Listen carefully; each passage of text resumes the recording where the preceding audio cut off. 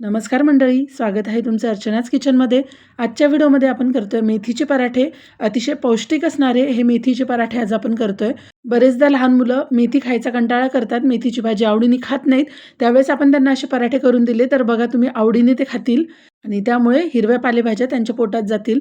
तर रेसिपी नेहमीप्रमाणेच साधी सोपी आहे, त्यामुळे तुम्ही व्हिडिओला लगेच लाईक करा आणि चॅनलवर आज पहिल्यांदा व्हिडिओ बघत असाल तर चॅनलला पण लगेच सबस्क्राईब करा. ह्या चॅनलवर तुम्हाला खूप छान छान रेसिपीज बघायला मिळतील. तर व्हिडिओ स्किप न करता शेवटपर्यंत पूर्ण बघत राहा. तर इथे बघा मी एक मेथीची जुडी घेतली आहे, स्वच्छ अशी मी निवडून घेतलेली आहे ती पूर्ण. आणि आता आपल्याला ही मेथी पाण्याने स्वच्छ अशी धुवून घ्यायची आहे. सकाळच्या नाश्त्यासाठी आपण हे मेथीचे पराठे करू शकतो किंवा मग रात्रीच्या जेवणासाठी सुद्धा करता येतील. मेथी जर रात्रीच निवडून ठेवली तर सकाळी मुलांच्या डब्यासाठी सुद्धा आपण हे मेथीचे पराठे करू शकतो. तर बघा इथे आता मी मेथी ही व्यवस्थित अशी छान स्वच्छ अशी धुवून घेतलेली आहे आणि आता ही मेथी मी चिरून घेते. आपण याचे आज पराठे करतोय मेथीचे. तर मेथी धुवून झाली आहे, आता मी ही चिरून घेतलेली आहे बघा. याप्रमाणे मी मेथी चिरून घेतली आहे आणि आता आपण ही एका ताटामध्ये मी काढून घेतली आहे मेथी, चिरलेली मेथी. आता ह्याच्यामध्ये लाल तिखट टाकून घेणार आहे मी. इथे तिखट तुम्हाला किती आवडतं आणि तुम्ही किती प्रमाणात पराठे करताय त्या अंदाजानुसार मसाल्यांचं प्रमाण घ्यायचं आहे. तर इथे मी लाल तिखट टाकून घेतलं आहे, त्यानंतर हळद टाकून घेतलेली आहे आणि लसूण अद्रकची पेस्ट इथे मी टाकून घेते आहे. इथे लसूण अद्रकसोबतच तुम्ही मिरच्यासुद्धा त्यामध्ये वाटून घेऊ शकता.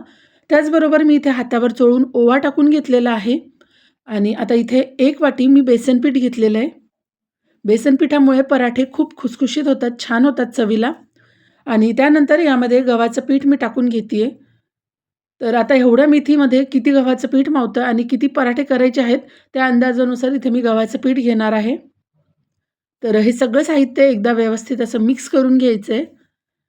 खूप पटकन होतात हे पराठे आणि विशेष म्हणजे हे पराठे केल्यानंतर वेगळी परत कुठली भाजी करत बसायची गरज पडत नाही. दहीसोबत आपण हे पराठे खाऊ शकतो, खूप छान लागतात. दहीसोबत किंवा मग लोणचंसुद्धा यासोबत छान लागतं. तर अजून थोडं गव्हाचं पीठ मी इथे घेतलेलं आहे. आता यामध्ये मी अजून मीठ टाकलेलं नाही आहे, कारण सगळं प्रमाण किती होतं त्यानुसार अंदाजानुसार इथे मीठ टाकायचं आहे. तर आता इथे बघा चवीनुसार मी मीठ टाकून घेते आहे. मीठ मी टाकून घेतलं आहे. आता सगळं व्यवस्थित असं मिक्स करून थोडं थोडं पाणी टाकून आपल्याला आता याचं पीठ भिजवून घ्यायचं आहे. याप्रमाणे आता थोडं थोडं पीठ टाकून मी याचं पीठ भिजवून घेते.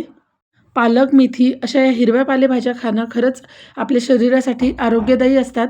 पण मुलं ह्या भाज्या खायला कंटाळा करतात.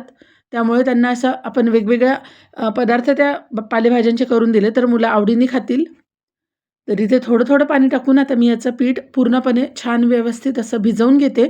ज्याप्रमाणे आपण पोळीसाठी पीठ भिजवून घेतो त्याचप्रमाणे आपल्याला इथे हे पीठ भिजवून घ्यायचं आहे. तर तुम्ही बघू शकता इथे मी पीठ व्यवस्थित असं भिजवून घेतलेलं आहे. आपण यामध्ये थोडं बेसन पीठ वापरलेलं आहे, त्यामुळे थोडंसं पीठ असं चिकट चिकट होतं. तर त्यामुळे आता इथे वरून मी तेलाचा हात लावून घेतला आहे आणि तेल लावून व्यवस्थित असं हे पीठ एकदा भिजवून घेते. पण बेसन पिठामुळे छान खुसखुशीत होतात हे पराठे, त्यामुळे आवर्जून बेसन पीठ घाला. नसेल आवडत तुम्हाला नाही घातलं तरी नुसत्या गव्हाच्या पिठाचे पण हे पराठे छानच होतात. तर इथे माझं हे मेथीच्या पराठ्यासाठीचं लागणारं पीठ भिजवून झालेलं आहे.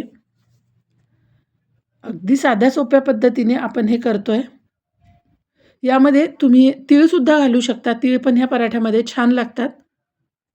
तर आता हे पीठ भिजवून झालेलं मी 5 ते 10 मिनटं झाकून ठेवते. तर बघा 10 मिनिटानंतर आपलं पीठ असं छान भिजलं आहे. मी परत एकदा हे पीठ चांगलं एकसारखं करून घेते. मऊसूत असं हे पीठ भिजलेलं आहे. आणि आता ह्या पिठाचे आपल्याला पराठे करून घ्यायचे आहेत. तर यातला एक गोळा मी काढून घेतला आहे आणि आता याचा आपल्याला पराठा लाटून घ्यायचा आहे. हव्या त्या आकारात आपण हा गोळा घेऊन लाटून घ्यायचा आहे. आता सेम ज्याप्रमाणे आपण चपाती पोळी लाटतो त्याचप्रमाणे आता आपल्याला हा पराठा लाटून घ्यायचा आहे. तर मी थोडं कोरडं पीठ लावून घेतलं आहे आणि आता लाटून घेते पराठा. चवीला खरंच खूप छान लागतात हे पराठे. तर हा पराठा आता मी व्यवस्थित असा लाटून घेते.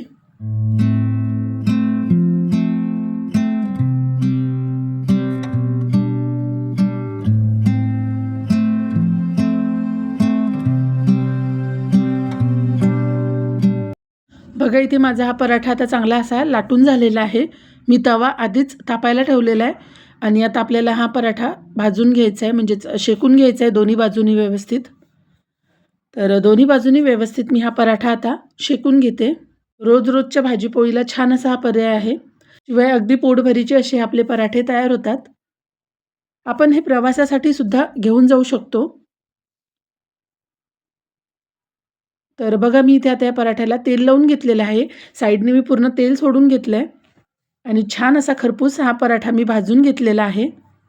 आणि तुम्ही बघू शकता किती छान असा आपला मेथीचा पराठा तयार झालेला आहे. तेलामुळे छान खरपूस हे पराठे लागतात.